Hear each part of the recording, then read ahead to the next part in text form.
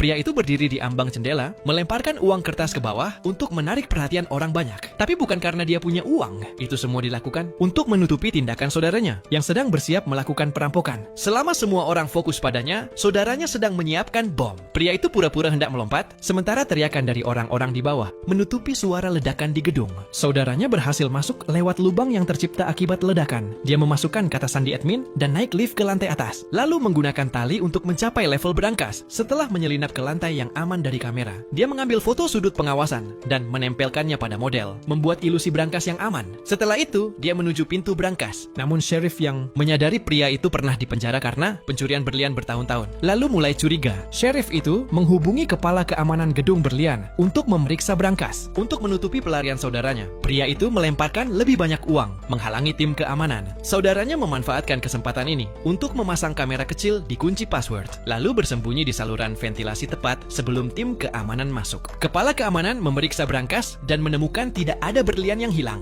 Dia merasa puas dengan keamanan berangkas, namun dia tidak menyadari bahwa kamera di koridor sudah dibekukan. Setelah tim keamanan pergi, pacar saudara itu yang memakai pakaian termal masuk ke berangkas dan menonaktifkan semua sensor. Dengan bantuan data dari kamera kecil, saudara itu bertemu dengan pacarnya. Mereka menemukan berlian paling berharga ada di balik sebuah pintu besar. Saudara itu menandainya, mengebor sedikit lubang, dan menuangkan larutan kimia. Pintu itu terbuka dan memperlihatkan banyak perhiasan berharga, tapi tidak ada berlian kaisar yang mereka cari. Negosiator yang mengetahui masa lalu pria itu mulai mempertanyakan dia. Saat itu pasukan SWAT datang untuk menangkapnya. Negosiator itu melompat keluar jendela untuk menghentikan mereka, memaksa pasukan SWAT untuk berhenti sementara. Melihat ini, pria itu berhenti bersembunyi dan mengaku bahwa dia memang mencuri berlian untuk membuktikan dirinya tidak bersalah. Ketika dia tahu berlian kaisar tidak ada di berangkas, dia merasa sangat kecewa. Untungnya, dia punya rencana lain. Saudaranya memicu alarm berangkas, memaksa bos berlian untuk datang. Bos itu membuka dinding rahasia menggunakan pemindaian wajah, sidik jari, dan kata sandi kompleks membuka berangkas dalam. Setelah melihat berlian itu, bosnya merasa lega dan memasukkannya ke dalam saku. Namun, saudara dan pacarnya sudah bersembunyi di kantornya. Mereka mencuri berlian kaisar dan memborgol bos itu ke lemari besi. Polisi mulai menangkap pria itu setelah menerima panggilan dari bos, tapi mereka meremehkan keberaniannya. Dengan pasukan SWAT yang mendekat, pria itu berlari ke dapur hotel. Rekannya memberinya tas punggung, dan saudara itu sudah memberikan berlian yang dicuri kepadanya. Meski terampil, rekan itu kalah jumlah oleh pasukan SWAT. Dalam keputusasaan, pria itu akhirnya harus menyerah. Bos berlian tiba dan menyuruh sheriff untuk menangani pria itu.